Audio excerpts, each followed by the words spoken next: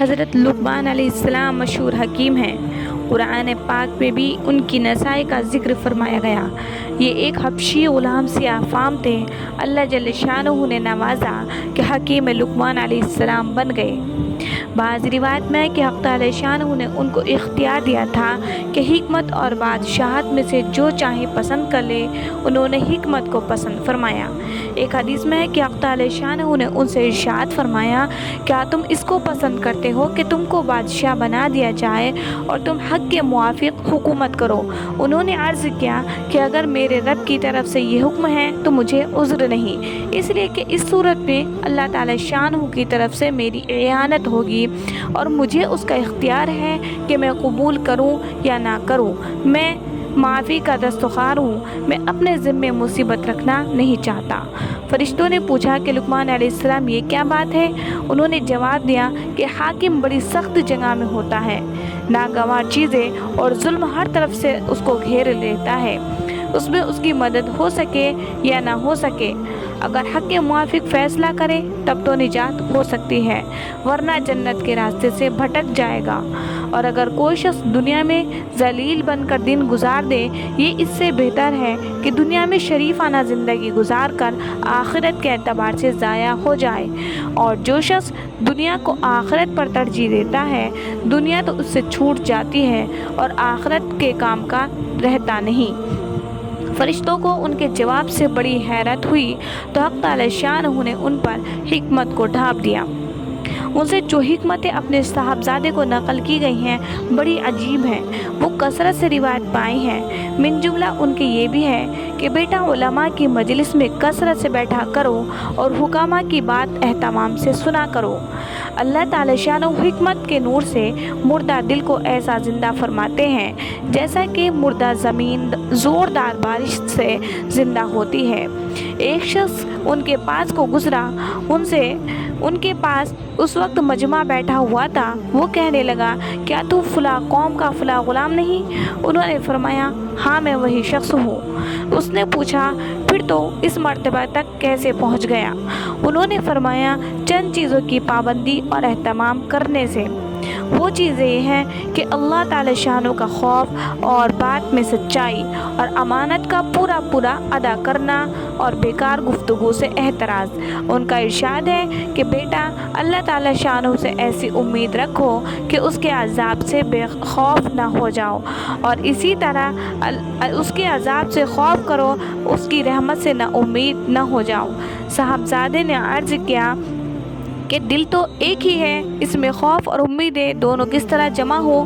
انہوں نے فرمایا کہ مومن ایسا ہی ہوتا ہے کہ اس کے لیے گویا دو دل ہوتے ہیں، ایک میں پوری امید اور ایک میں پورا خوف۔ ان کا یہ بھی ارشاد ہے کہ بیٹا رب اغفر لی کثرت سے پڑھا کرو۔ اللہ تعالی شانہ کے الطاف میں بعض اوقات ایسے ہوتے ہیں کہ ان میں جو کچھ آدمی مانگتا ہے وہ مل جاتا ہے۔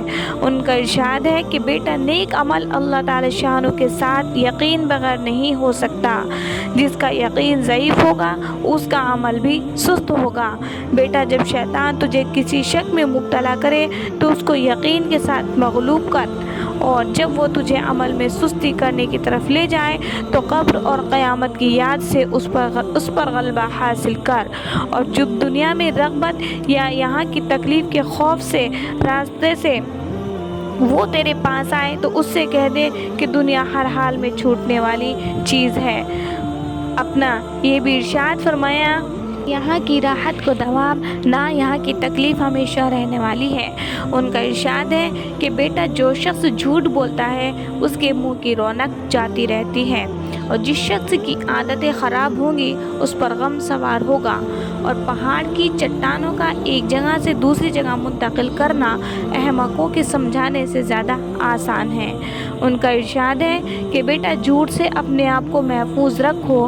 جھوٹ بولنا چڑیا پرند کے گوشت کی طرح سے لذیذ تو معلوم ہوتا ہے، لیکن بہت جلد جھوٹ بولنے والے شخص کے ساتھ دشمنی کا ذریعہ بن جاتا ہے۔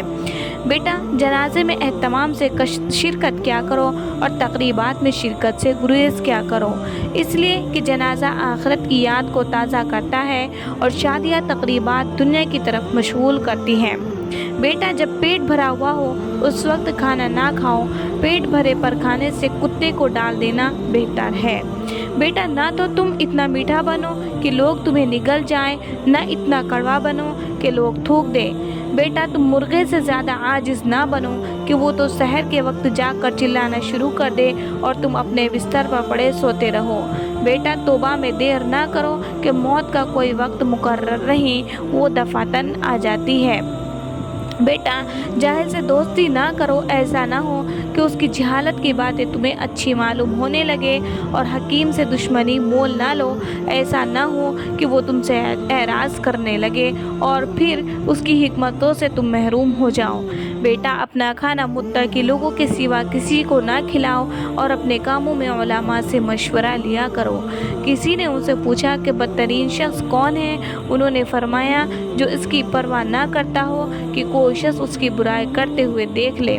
ان کا ارشاد ہے کہ بیٹا نیک لوگوں کے پاس اپنی نشست کثرت سے رکھا کرو کہ ان کے پاس بیٹھنے سے نیکی حاصل کرو گے، اور اگر ان پر کسی وقت اللہ کی رحمت خاصہ نازل ہوئی تو اس میں سے تم کو بھی کچھ نہ کچھ حصہ ضرور ملے گا۔ اور اگر کہ جب بارش اترتی ہے تو اس کی مکان کے سب حصوں میں پہنچتی ہے، اور اپنے آپ کو برے لوگوں کی صحبت سے دور رکھو کہ ان کے پاس بیٹھنے سے کسی خیر کی تو امید نہیں، اور ان پر کسی وقت عذاب ہوا تو اس کا اثر تم تک پہنچ جائے گا۔